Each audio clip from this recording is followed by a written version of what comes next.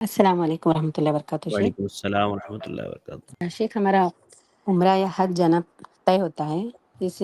خوشخبری سن کر ہم اپنے دوست احباب یا رشتہ داروں کو دعوت کرنا کیسا ہے شیخ؟ اور اگر ہم دعوت نہیں بھی کر رہے، وہ لوگ خود سن کر تحفے طائب لے کر گھر آئے تو اس کو لینا جائز ہے کیا شیخ؟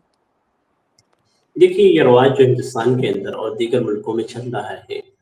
اس رواج کو ختم کرنے کی ضرورت ہے۔ یہ رواج اس قدر عام ہو چکا ہے کہ اب گویا یہ حج اور عمرے کا ضروری حصہ شمار کیا جاتا ہے، اور عبادت سے جب کوئی چیز جڑ جاتی ہے اور رواج پا جاتی ہے اور اس کا ثبوت شریعت کے اندر نہیں ہوتا تو وہ بدعت کے زمرے میں داخل ہو جاتی ہے۔ اس لیے اس تعلق سے سختی اپنانے کی ضرورت ہے۔ کوئی بھی حج پہ جا رہا ہے، جو عمرے پہ جا رہا ہے، اس تعلق سے جو دعوتیں دی جاتی ہے، ان دعوتوں کے تعلق سے سخت موقف اپنانے کی ضرورت ہے، اور وہ سخت موقف یہ ہے کہ آپ دعوتوں کو قبول نہ کریں اور خود دعوت نہ کریں، دونوں چیزیں۔ اور جب بھی آپ کسی کو بتائیں تو آپ یہ اس وضاحت کے ساتھ ذکر کر دیں کہ اس تعلق سے ہم نہ کسی دعوت کو قبول کریں گے اور نہ ہی ہم کسی کو دعوت دیں گے، اس لیے کہ ہم سنت کے مطابق حج اور عمرہ کرنا چاہتے ہیں، اور ہم ان چیزوں کو کر کے دکھاوا کرنا نہیں ہے۔ یہ اصل ریا کا بھی حصہ ہے، اور ریا شرک اصغر میں سے ہے۔ یعنی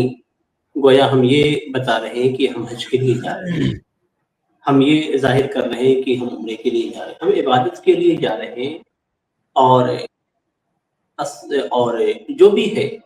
وہ آنے کے بعد اگر کیا جاتا ہے تو ایک حد تک صحیح ہے۔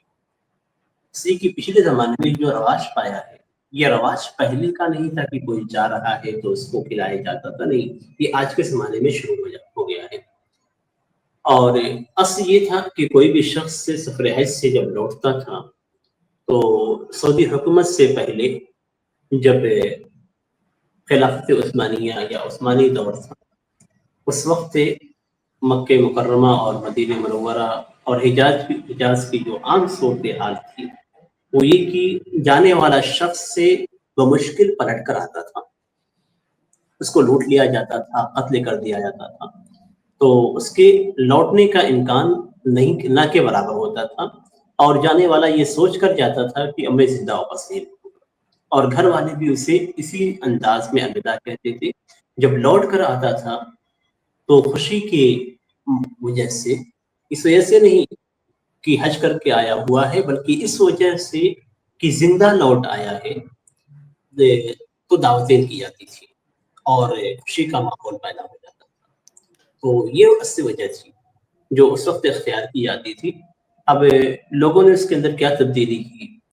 کہ وہ آنے کے بعد تو اس کے گھر والے لوگوں کو دعوت دیتے، خوشی کا اظہار کرتے، اور اس کے زندہ لوٹ آنے پہ اب اسی چیز کو حج سے مربوط کر دیا گیا۔ حج سے جب جوڑ دیا گیا تو آنے کے بعد لوگوں نے دعوتیں شروع کی، جیسا کہ پہلے سفر میں سے لوٹنے پہ رواج تھا۔ پھر اس کے بعد اب جو شخص سے آ کر کھاتا ہے، دعوتیں کھا رہا تھا، اس کو عجیب سا محسوس ہوتا تھا کہ میں کیسے یعنی دعوتیں کھاؤں، لوگوں کو دعوت نہ دوں، یا لوگوں نے بھی اس سے مطالبہ کرنا شروع کر دیا، تو اب جانے سے پہلے دعوتوں کا سلسلہ شروع ہو گیا۔ تو اس طریقے سے کھانے کھلانے کا سلسلہ جاری ہوا ہے۔ آپ عبادت کے لیے جا رہے ہیں، اس کو ختم کرنے کی ضرورت ہے، اور معاشرے کو تبدیل کرنے کے لیے ہر کسی نہ کسی فرد کو کھڑا ہونا ہوگا، باتوں کو سننا ہوگا، لوگوں کے طنز کو سہنا ہوگا، اس کے بعد ہی معاشرہ تبدیل ہوگا، اور یہ تبدیلی ایک ایسی تبدیلی ہوگی جس کا اجر آپ کو ملے گا۔ من سن فی الاسلام سنۃ حسنۃ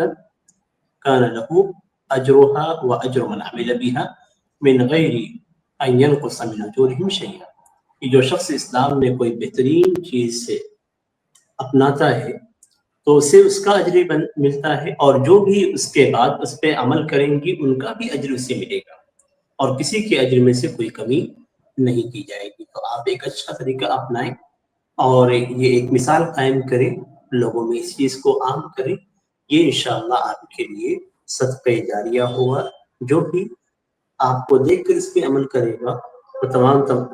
افراد کا اجر آپ کو بھی حاصل ہوگا انشاءاللہ۔